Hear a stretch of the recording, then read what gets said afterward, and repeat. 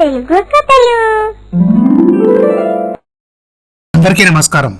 ఈరోజు మనం తెలుసుకోబోతున్న స్టోరీ కొడుకు కూతురు రెండవ భాగం. పంతులు గారు మాధవరావు ఇంటికి వస్తాడు.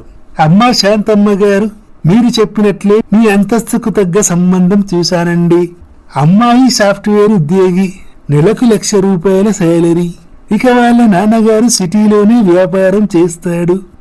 అమ్మాయి మీకు నచ్చితే పెళ్లి చూపులు జరిపిస్తామండి అంటూ అమ్మాయి ఫోటో కళ్యాణ్కి ఇస్తాడు. కళ్యాణ్ ఆ అమ్మాయి ఫోటో చూసి, పంతులు గారు, ఈ అమ్మాయి నాకు నచ్చలేదండి. నాకు కట్న కానుకలేమీ అవసరం లేదు. అమ్మాయి ఉద్యోగం కూడా చేయాల్సిన అవసరం లేదు. ఒక సాంప్రదాయం గల అమ్మాయి ఈ ఇంటికి కోడలుగా రావాలన్నదే నా ఆశ. అదేంట్రా ఎలా మాట్లాడతావు? మన అంతస్తుకు తగ్గ అమ్మాయిని కోడలుగా తీసుకురావాలని మీ అమ్మాయి ఎంత ఆరాటపడుతుందో నీకు తెలుసా? నాన్నగారు, నేను చిన్నప్పటి నుండి కష్టపడి చదివి ఉద్యోగం సంపాదించాను. నాకు కాబోయే భార్య, మాకు పుట్టబోయే పిల్లలు కష్టపడకుండా వారికి మంచి జీవితం ఇవ్వాలన్నదే నా కోరిక. మనిషి పుట్టినప్పుడు పేదరికంలో పుడతాడా లేక సిరి సంపదలు ఉన్న ఇంట్లో పుడతాడా అన్నది ముఖ్యం కాదు. మనం చనిపోయేలోపు మన వాళ్ళు సుఖంగా సంతోషంగా ఉండే జీవితాన్ని వాళ్ళకి ఇవ్వాలన్నదే నా కోరిక.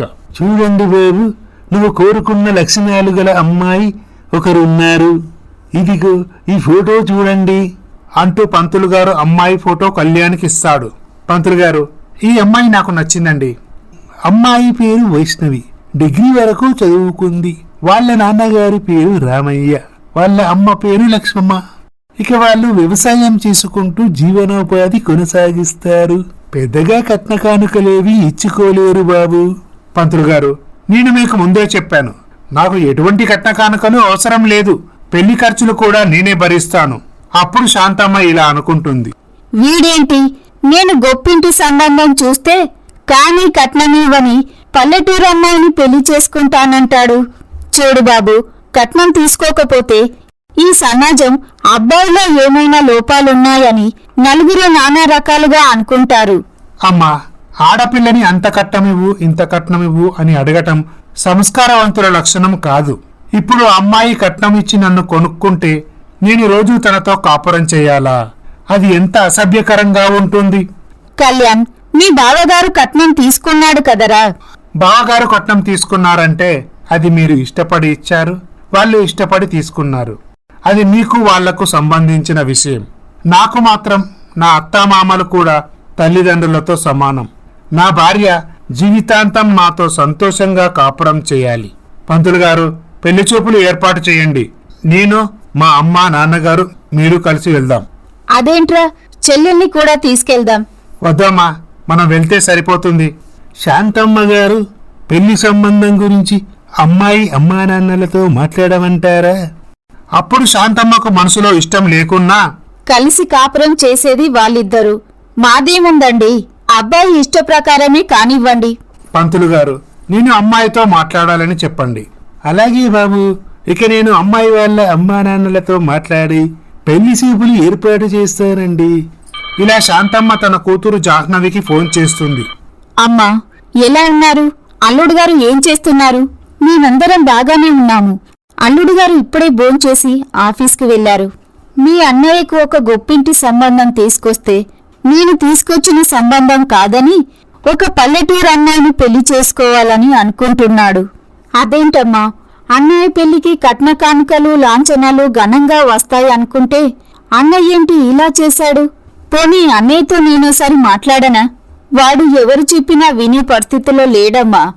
సరే అన్నా, పెళ్ళైతే జరగనివ్వు, తర్వాత చూద్దాం. ఇలా పంతులు గారు మాధవరావు, శాంతమ్మ, కళ్యాణ్లను తీసుకొని రామయ్య ఇంటికి వెళ్తాడు. రామయ్య, వీరు మాధవరావు, ఆయన భార్య శాంతమ్మ, వాళ్ళ అబ్బాయి కళ్యాణ్ పట్టణంలో జాబ్ చేస్తున్నాడు. మాధవరావు, శాంతమ్మ అయిష్టంగానే పెళ్లి చూపులకు వస్తారు. అప్పుడు కళ్యాణ్ వైష్ణవితో మాట్లాడాలని వైష్ణవిని తీసుకొని ఇంటి బయటకు వస్తాడు. వైష్ణవి, నేను సేల్స్ డిపార్ట్మెంట్లో ఆఫీసర్గా పనిచేస్తున్నాను అంటూ కళ్యాణ్ ఇలా వైష్ణవితో కాసేపు మాట్లాడతాడు. వైష్ణవి, నా గురించి మీ అభిప్రాయం ఏంటి? ఇంతకీ నేను మీకు నచ్చానా లేదా?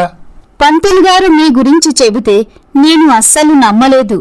ఏమండి, ఈ రోజుల్లో కూడా కట్నం తీసుకోకుండా ఒక పేదింటి అమ్మాయిని పెళ్లి చేసుకుంటున్నారంటే మీది ఎంత మంచి మనసో నాకు అర్థమైంది. మీలాంటి మంచివారు నా జీవితంలోకి రావడం నా అదృష్టం. వైష్ణవి, నీ అమాయకత్వం నాకు నచ్చింది. ఇలా కళ్యాణ్ వైష్ణవి కాసేపు మాట్లాడుకున్న తర్వాత ఇంటి లోపలికి వస్తారు. పంతులు గారు, నేను వైష్ణవితో మాట్లాడాను. మేమిద్దరం ఒకరినొకరు అర్థం చేసుకుని పెళ్లికి ఇష్టపడ్డాం. చూడండి మామయ్య గారు, పెళ్లికి అవసరమైన చీరలు, బంగారు నగలు అన్నీ నేనే తీసుకుంటాను. పెళ్లి ఖర్చు కూడా నేనే భరిస్తాను. ఈ మాటలు విన్న రామయ్య, లక్ష్మమ్మ చాలా సంతోషిస్తారు. ఈ విధముగా జరుగుతుండగా కళ్యాణ్ వైష్ణవిల పెళ్లి జరుగుతుంది. కళ్యాణ్ తను అనుకున్న ప్రకారం కొత్త ఇంట్లోకి తన భార్య, అమ్మా నాన్నలతో కలిసి వెళ్తాడు. కళ్యాణ్ ఇంట్లో పని మనిషిగా రంగమ్మను నియమిస్తాడు. ఇంట్లో వంట మాత్రమే వైష్ణవి చేసేది. మిగతా పనులన్నీ పని మనిషి రంగమ్మ చూసుకునేది. ఇలా కళ్యాణ్ వైష్ణవిల సంసార జీవితం ఎంతో అన్యోన్యంగా సాగిపోతుంది.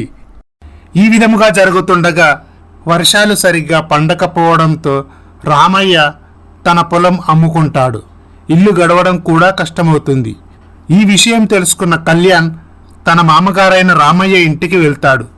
మామయ్య గారు, ఈ డబ్బులు తీసుకోండి, మీ కొడుకే ఇస్తున్నాడని అనుకోండి. వద్దు బాబు, నాలాంటి పేదవాడి కూతుర్ని పెళ్లి చేసుకోవడమే మా అదృష్టం. ఇక మా గురించి అంటారా, మాదేముందండి, ఏ కూలో నాలో చేసుకొని బతుకుతాము. మామయ్య గారు, మీ కూతురు నాకు భార్యగా లభించడం నా అదృష్టం. ఇక మీరు ఏమీ ఆలోచించకండి. ఈ డబ్బులు తీసుకొని మీరేదైనా వ్యాపారం చేసుకోండి. మీకు అంతలా ఆత్మాభిమానం అడ్డొస్తే అప్పుగానైనా తీసుకొని తర్వాత నాకు ఇవ్వండి. ఈ మాటలు విన్న రామయ్య, లక్ష్మమ్మ చాలా సంతోషిస్తారు. ఇటు శాంతమ్మ, చూడు బాబు, కోడలు వచ్చింది కదరా, ఇంటి ఖర్చులు పెరిగిపోయాయి, అలాగే మెయింటెనెన్స్ ఖర్చులు కూడా పెరిగాయి. ఈ మధ్య మీ నాన్నగారికి నాకు ఆరోగ్యం కూడా సరిగా ఉండటం లేదు, ఆస్పత్రి ఖర్చులు కూడా పెరిగాయి అంటూ శాంతమ్మ తన కొడుకు కళ్యాణ్ వద్ద నుండి అధిక మొత్తంలో డబ్బులు వసూలు చేసేది. అమ్మా, మీరు ఖర్చు గురించి వెనకాడకండి, మీకు ఏ లోటు రాకుండా చూసుకునే బాధ్యత నాది.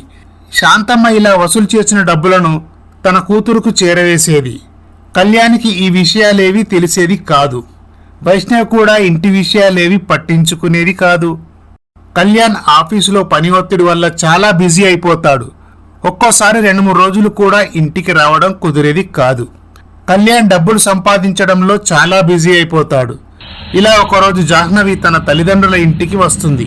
అమ్మా, ఒక పేదింటిదాన్ని తీసుకొచ్చి నీ కొడుక్కు పెళ్లి చేశావు.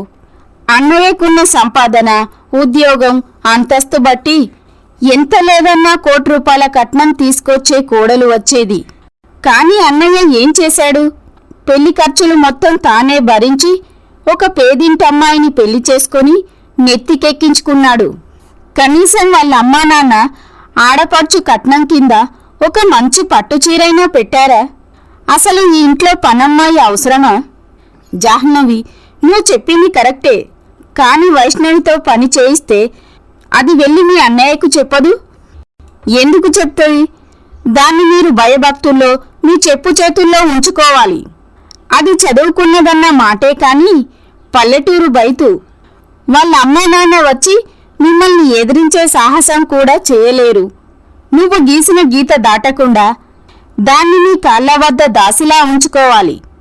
ఇలా కూతురు చెప్పిన విషయాలన్నీ విన్న మాధవరావు, శాంతమ్మ ఇక అప్పటి నుండి వైష్ణవిని ఇబ్బంది పెట్టడం మొదలు పెడతారు.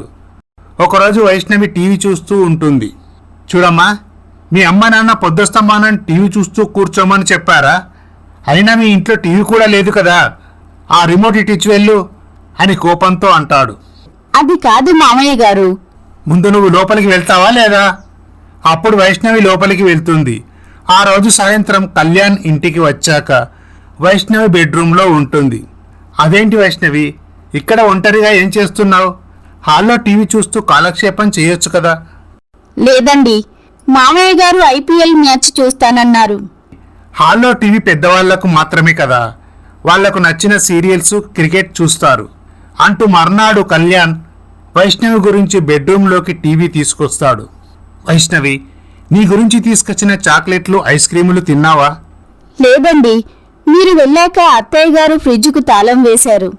కళ్యాణ్ తన బెడ్రూమ్లోనే ఒక ఫ్రిడ్జ్ తీసుకొచ్చి పెడతాడు. ఈ విషయం తెలుసుకున్న శాంతమ్మ జాహ్నవికి ఫోన్ చేస్తుంది. చూడమ్మా, మీ వదినను మీ అన్నయ్య ఎంత ప్రేమిస్తున్నాడో తెలుసా? నువ్వు చెప్పినట్లే మేము చేసినా వాడు మాత్రం దాన్ని ఎంతో ప్రేమగా చూసుకుంటున్నాడు. మీ నాన్నగారు వదినను హాల్లో టీవీ చూడనివ్వకపోతే బెడ్రూమ్లోనే ఒక టీవీ తీసుకొచ్చి పెట్టాడు. అది కాకుండా నేను ఫ్రిడ్జ్కు తాళం వేస్తే బెడ్రూమ్లో మరొక ఫ్రిడ్జ్ తీసుకొచ్చి పెట్టాడు. చూడమ్మా, నేను వస్తున్నాను. ఎలాగో అన్నయ్య నెక్స్ట్ వీక్ క్యాంపుకు వెళ్తున్నాడు కదా, వారం రోజుల వరకు తిరిగి రాడు. ఈలోపు దాని సంగతి చూద్దాం. అమ్మా, వైష్ణవిని జాగ్రత్తగా చూసుకోండి. నేను క్యాంప్కు వెళ్తున్నాను. వచ్చేసరికి వారం రోజులవుతుంది. అదేంట్రా అలా మాట్లాడుతున్నావు? వైష్ణవి నా కూతురు లాంటిది. అది కాదమ్మా, తాను ఒంటరిగా ఎలా ఉంటుందోనని. నేను మీ నాన్నగారు లేము. ఇక నువ్వేమీ మాట్లాడకు. కోడల్ని చూసుకునే బాధ్యత మాది. ఇలా జాహ్నవి తన తల్లిదండ్రుల వద్దకు వస్తుంది. ఇక ఆ తర్వాత ఏం జరుగుతుందో తర్వాయి భాగంలో చూద్దాం. ఈ స్టోరీ కనుక మీకు నచ్చినట్లయితే మా ఛానల్ని సబ్స్క్రైబ్ చేసుకోండి, లైక్ చేయండి, షేర్ చేయండి, కమెంట్ చేయండి. Thank you for watching.